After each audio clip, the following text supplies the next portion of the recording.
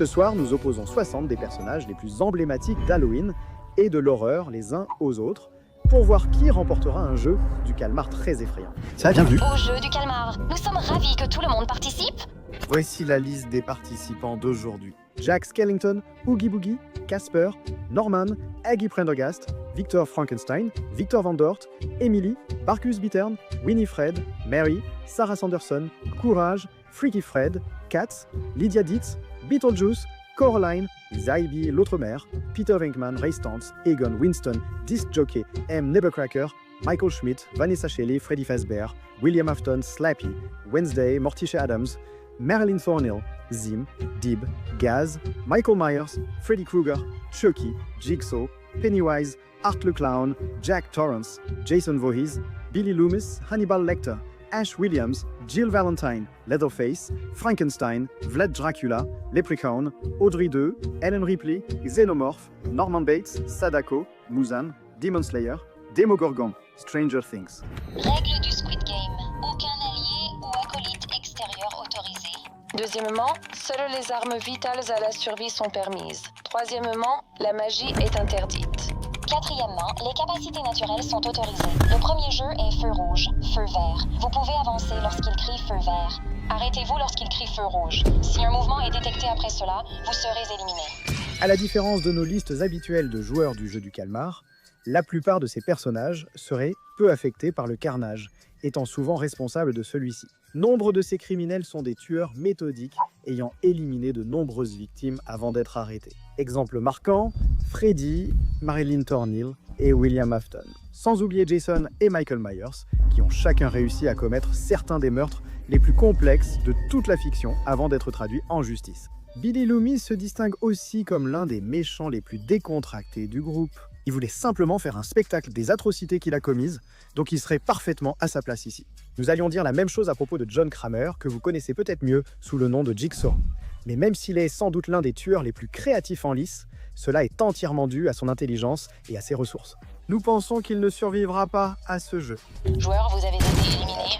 Et nous pensons aussi que peu de gens seraient prêts à l'aider à traverser. Ils seraient soit trop dégoûtés par ses crimes, soit trop mauvais eux-mêmes pour se soucier de sa sécurité. Je doute que Pennywise le clown aide ce seigneur, et Leatherface est aussi perdu. Joueurs, vous avez été éliminés. Aussi brutal soit-il, il est aussi vif qu'une pierre.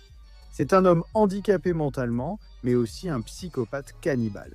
Avec son esprit d'enfant et son imprudence criminelle, il semble être l'un des personnages les plus susceptibles de perdre son sang-froid. C'est un cas similaire pour le monstre de Frankenstein, qui est littéralement la tentative maladroite d'un homme de créer une des œuvres de Dieu. C'est impressionnant qu'il ait la moindre pensée intelligente.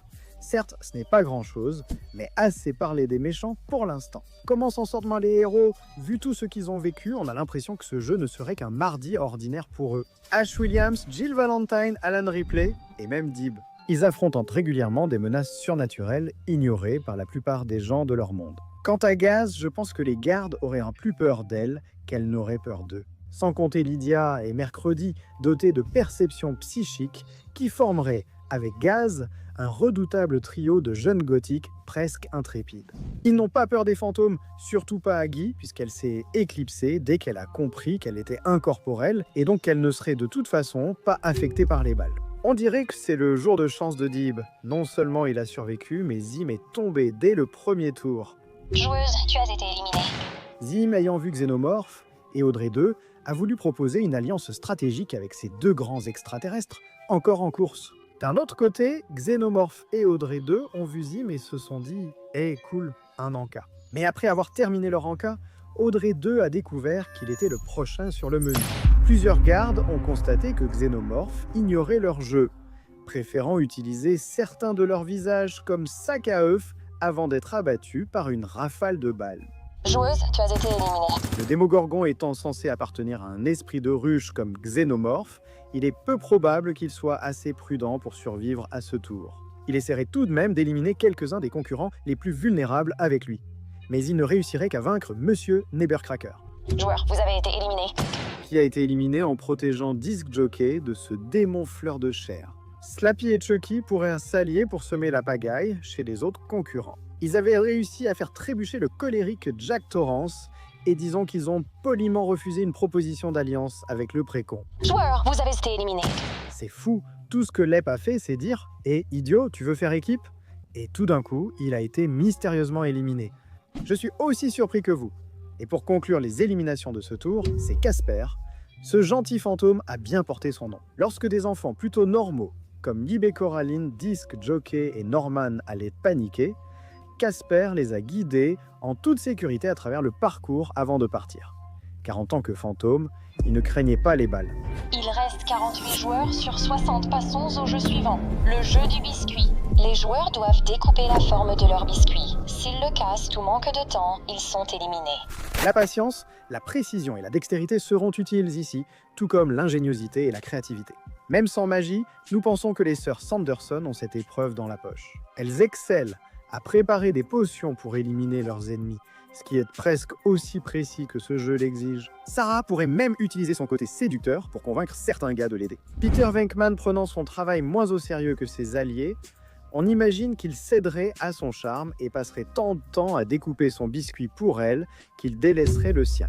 Mazan profiterait sûrement de ce jeu pour s'allier avec des monstres moins compétents, à condition qu'ils lui rendent l'appareil plus tard. Il en va de même pour Afton, qui a sauvé Freddy juste pour pouvoir l'utiliser davantage par la suite. Les personnages doués scientifiquement comme Ray et Egon des Ghostbusters ou Victor de Frank et Winnie sont bien placés ici. C'est pareil pour les artistes comme le Disc Jockey créatif et Victor Van Dork, pianiste.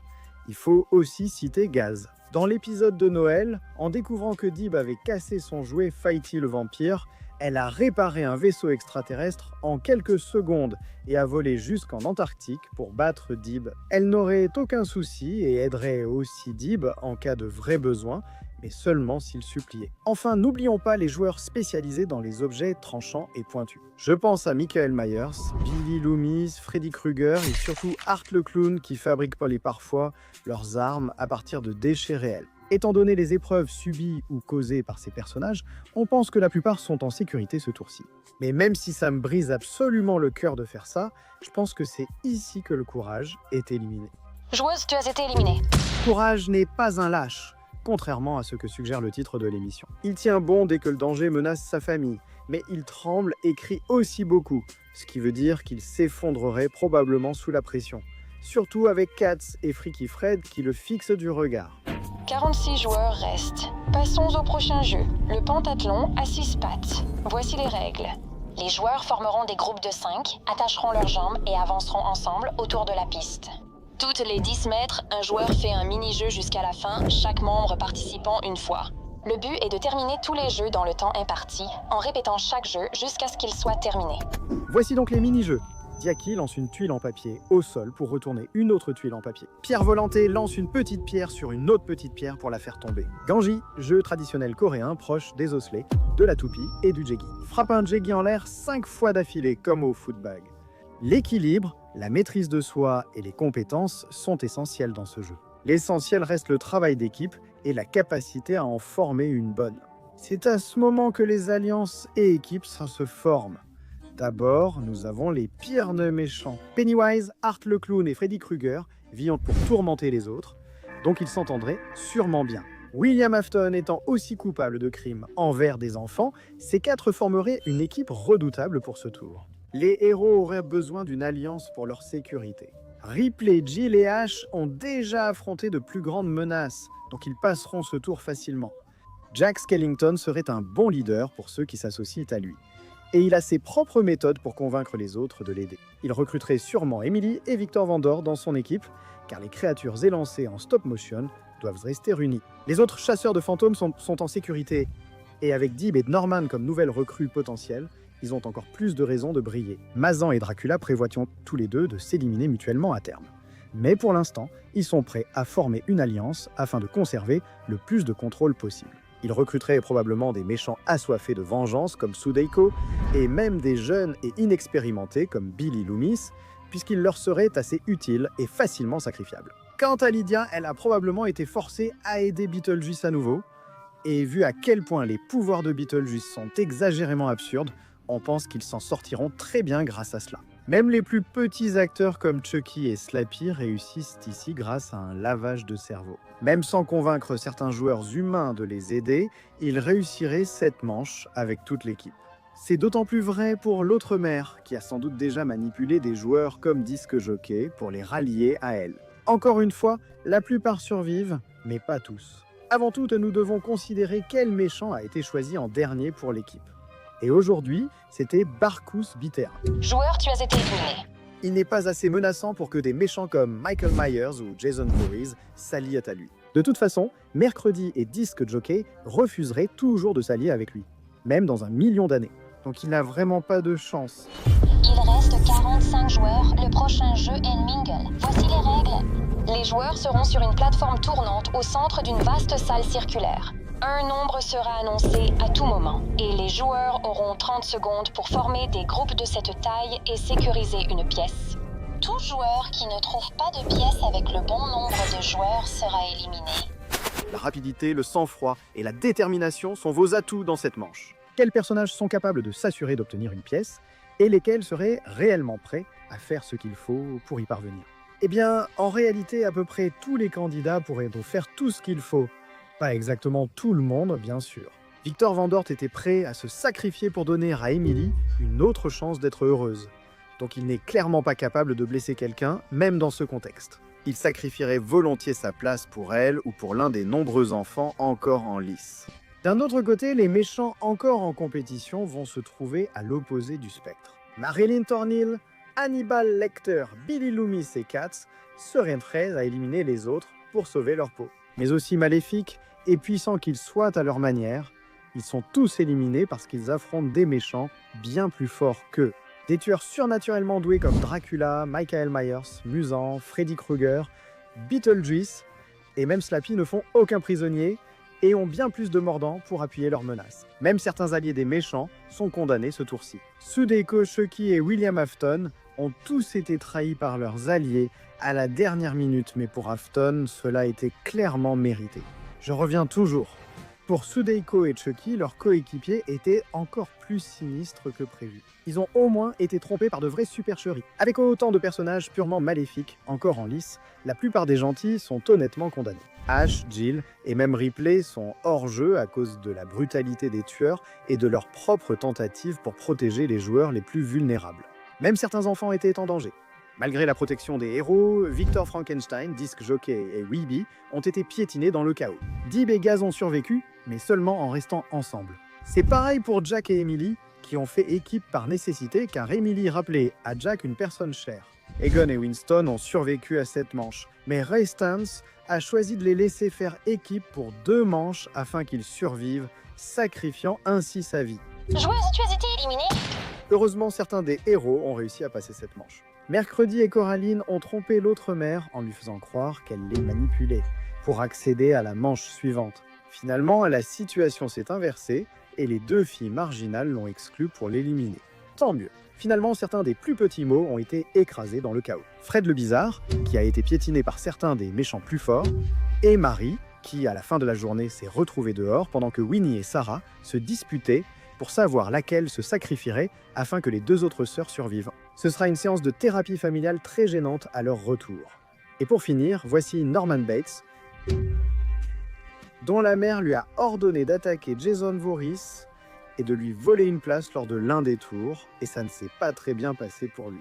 Il reste 26 joueurs. Félicitations à tous ceux qui sont arrivés jusque-là. Il est temps pour le prochain jeu, cache-cache. Les joueurs seront répartis en 2 équipes, bleu, caché, et rouge, chercheur. Les chercheurs recevront un couteau et devront tuer au moins un caché dans le temps imparti.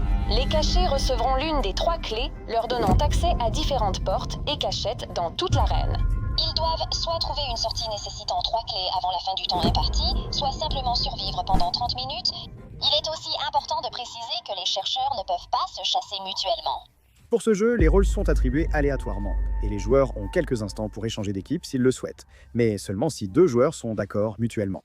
Voici comment nous pensons constituer les équipes. Les cacheurs incluent Jack Skellington, Norma, Emily, Sarah Sanderson, Lydia Dietz, Coraline, Egon Winston, Michael Schmidt, Vanessa Shelley, Mercredi, Dib et Gaz. Nos chercheurs incluent Oogie Boogie, Winifred Sanderson, Beetlejuice, Freddy Fazbear, Slappy la marionnette, Morticia Adams, Michael Myers, Freddy Krueger, Gripsou, Art le Clown, Jason Voorhees, Vlad Dracula et Musan. Les cacheurs devront être discrets, mais s'ils croisent un chercheur, ils devront fuir rapidement ou se défendre. Les chercheurs auront besoin de force, de vitesse et de brutalité pour éliminer leurs victimes. Il semble que les cacheurs auront des pièges au lieu de friandises aujourd'hui. La plupart des chercheurs sont des tueurs en série expérimentés comme Michael Myers et Jason Voorhees, tandis que les cacheurs sont souvent de simples gens ordinaires. Ça va être un véritable massacre pour la plupart des cacheurs. Avant tout, les enfants sont fichus. Deeb, Gaz, Coraline et Norman vont affronter certains des pires criminels de la fiction. Freddy Krueger, Gripsou et Art le Clown élèvent la torture d'enfants au rang d'art, donc ces quatre-là, c'est terminé. Gaz a réussi à effrayer un peu Gripsou, mais pas assez pour l'arrêter. Une jeune joueuse a toutefois survécu, Mercredi. Non seulement Mercredi possède une conscience psychique et d'excellentes compétences en discrétion, mais elle a aussi une mère protectrice, Morticia. Musan est allé très loin dans ce jeu et aurait pu atteindre la fin grâce à sa puissance. Mais il a malheureusement commis l'erreur d'attaquer Mercredi. Quand Morticia s'est interposée entre les deux, non seulement elle en a été éliminée, mais Musan aussi pour avoir attaqué un autre chercheur, même si c'était par accident. À ce stade, les seuls chercheurs qui ne survivront pas sont ceux à qui il reste encore un peu d'humanité. Freddy Fazbear a rencontré Mike et Vanessa, mais n'a pas pu les éliminer. Mais Michael Myers et Jason l'ont fait sans difficulté. Spengler et Zedmore n'ont pas peur des fantômes, mais Oogie Boogie n'en est pas un. Avec l'aide de quelques insectes, il a rapidement déterminé où les chasseurs se cachaient et n'a fait qu'une bouchée d'œufs. Flappy a dupé Emily en se faisant passer pour un enfant fantôme effrayé dans une marionnette. Une sale ruse qui a vraiment mis le cadavre dans fierté du cadavre. Betelgeuse, en revanche, s'amusait franchement pendant la chasse, mais il s'est laissé emporter par le plaisir. Et quand le temps s'est écoulé, il a découvert que Lydia avait été éliminée, abattue par Winifred à la dernière seconde. Oh, et concernant les sœurs Sanderson, seule Sarah, en plus de Mercredi, a survécu car elle a eu l'intelligence de rester discrète.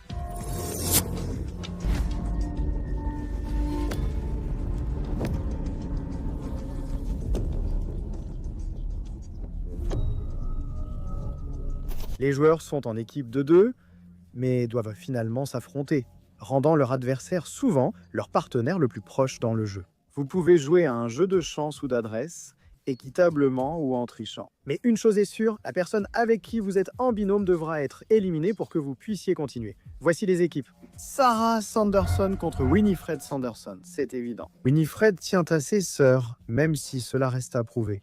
Mais elle garde toujours une rancune liée à cette histoire d'il y a des années. Compte tenu de son intelligence supérieure et de cette rancune mentionnée plus tôt, on pense qu'elle serait prête à piéger Sarah pour qu'elle perde ici. Joueuse éliminée. Ensuite, Oogie Boogie affronte Slappy. Aucun n'est idiot, intellectuellement parlant. Mais il faut donner la victoire à Oogie Boogie ici. Tout son truc, c'est de truquer les tables de jeu pour être toujours le gagnant. Et son prix, bien sûr, c'est de torturer vicieusement ses adversaires. Peu importe sa malchance, on l'imagine attirer Slappy dans un faux sentiment de sécurité. Joueur éliminé. Il cherchait toujours une astuce folle pour gagner à ses jeux. Ensuite, il y a Michael Myers contre Jason Voorhees, le bon vieux duel entre force, silence et folie. Bien que Jason ait l'avantage en termes de puissance brute, nous pensons. Mais question intelligence, Jason Voorhees est un peu le Forrest Gump de la communauté des tueurs en série. Michael est clairement plus malin. Il a même appris à conduire seul, dommage pour Jason. Joueur éliminé. Donc on était sûr qu'il reviendra. Ensuite, il y a Pennywise contre Art le Clown, deux des clowns les plus terrifiants de l'horreur. Art est sans doute le plus effrayant des deux, à cause de son côté beaucoup plus réaliste. Et encore une fois, j'utilise ce mot très librement. Mais la seule raison pour laquelle il paraît plus réaliste, c'est parce que Pennywise est tellement puissamment absurde. Art est un monstre vicieux aux méthodes de meurtre parmi les plus brutales du cinéma d'horreur, tandis que Pennywise incarne une horreur indicible se nourrissant de la peur de ses victimes. Donc Art est fichu, mais ce n'est pas faute d'avoir essayé. Joueuse éliminée. Enfin, nous avons Mercredi Adams face à Vlad Dracula. Bien que Mercredi soit exceptionnellement intelligente et ait plus d'un tour dans son sac, Dracula est... Eh bien, c'est Dracula, mec. Cet individu a des siècles d'expérience à terroriser et dévorer ses victimes. Tu ne crois pas que Mercredi raterait l'occasion d'être dévoré par le comte Dracula? Joueuse éliminée. Personne ne voulant s'associer à Freddy Krueger, il passe gratuitement au tour suivant. Mais il n'y a plus d'enfants en compétition. Il ne reste que 6 joueuses. Passons à l'avant-dernier jeu, la corde à sauter. Dans ce jeu, les joueuses traversent un pont dangereux sans se faire éjecter par une énorme corde à sauter façon double Dutch. Elles devront être très prudentes, car la corde accélère au fil du temps et elles n'ont que 20 minutes pour traverser. Contrairement aux dernières pierres de passage, ici, il n'est pas question de chance, seulement d'agilité, de rapidité et de sang-froid. Courage, équilibre et sens du timing sont essentiels pour réussir cette épreuve. Des personnes bienveillantes pourraient aider les joueurs plus faibles, mais ce n'est sans doute pas pertinent ici. Et ceux qui ont un tempérament plus espiègle pourraient facilement saboter le jeu pour augmenter leurs propres chances. Mais voyons rapidement qui est encore en lice. Winifred, Oogie Boogie, Michael Myers, Pennywise Dracula, Freddy Krueger. On ne peut pas dire officiellement que Michael Myers se téléporte, mais il va si vite qu'on pourrait le penser. Mais Freddy, lui, peut carrément se téléporter, donc il est encore mieux placé pour gagner. Maintenant, Pennywise pourrait probablement traverser avec la même facilité, mais il préfère effrayer les autres joueurs, tant qu'il a encore le temps de prendre les choses relativement calmement. Winifred a vite découvert qu'elle n'était pas tout à fait au même niveau de méchanceté que ses adversaires, et un jumpscare de Pennywise l'a presque fait basculer dans l'abîme. Elle tenait à la vie, mais Oogie Boogie voulait aussi participer à la fête. Il a secoué Winifred comme une poupée, laissant Dracula et Pennywise foncer vers la fin. Oogie a remarqué que le temps passait, a laissé tomber Winifred du pont, puis s'est précipité vers la fin avant d'être finalement poussé par Dracula. Il reste 4 joueurs. Il est maintenant temps pour la manche finale. Préparez-vous pour notre dernier jeu, Sky Squid Game. Ce jeu est conçu pour au moins 4 joueurs avec au moins 3 éliminations. À chaque tour, les joueurs appuient sur un bouton pour lancer la manche, puis doivent pousser un joueur vivant hors de la tour dans un temps limité. Quand un joueur est poussé hors de la tour, les autres passent à la suivante. Il reste autant de joueurs que possible sur la dernière tour en forme de cercle lorsque le temps est écoulé, à condition qu'au moins un joueur ait été éliminé. Ils seront couronnés vainqueurs ou vainqueurs du jeu du calmar. Les joueurs restants peuvent soit compter sur la diplomatie pour décider sur quel joueur s'acharner, soit se lancer directement dans une bagarre générale et voir comment les choses évoluent. Tout commence sur la tour carrée. Match à 4 entre Michael, Freddy, Pennywise et Dracula. Aucun des 4 ne négocie sa survie. Ils savent qu'il faut éliminer ou être éliminé. Cela se résume vraiment à savoir quels joueurs sont les plus intelligents, les plus forts et les plus impitoyables. Dracula a d'abord vu que Freddy tentait d'attirer le groupe déjà privé de sommeil dans le monde des rêves. La meilleure option était de s'en débarrasser rapidement, ce que Michael Myers fit avec plaisir. Freddy éliminait les 3 autres, ont entamé la phase 2 de la manche finale, la tour du triangle. Avec les 3 finalistes, tout s'est joué sur la puissance. Et, sans manquer de respect, à Michael Myers. Légende de l'horreur, il a quasiment créé le genre slasher au cinéma. Mais il n'égale pas Dracula ou Pennywise, dont la capacité à changer de forme distrairait assez Michael pour que le duo de légende le neutralise vite. Et tout se joue dans la tour circulaire. Pennywise contre le comte Dracula. Même les morts vivants ont des peurs, non? En effet, c'est le cas. Par exemple, le saint crucifix. Voir Pennywise transformer sa main en crucifix a surpris Dracula, mais il a gardé assez de sang-froid pour ne pas tomber. À ce moment, les soldats ont interrompu la partie pour une pause goûter. Pour une raison inconnue, ils se sont sentis obligés d'offrir au duo un délicieux pain à l'ail pour leur redonner de l'énergie. Qui aurait cru que Dracula s'avérerait allergique? Quel malheureux retournement pour le comte. Nous félicitons malgré tout Pennywise, vainqueur à contre-cœur de notre jeu du calmar le plus effrayant.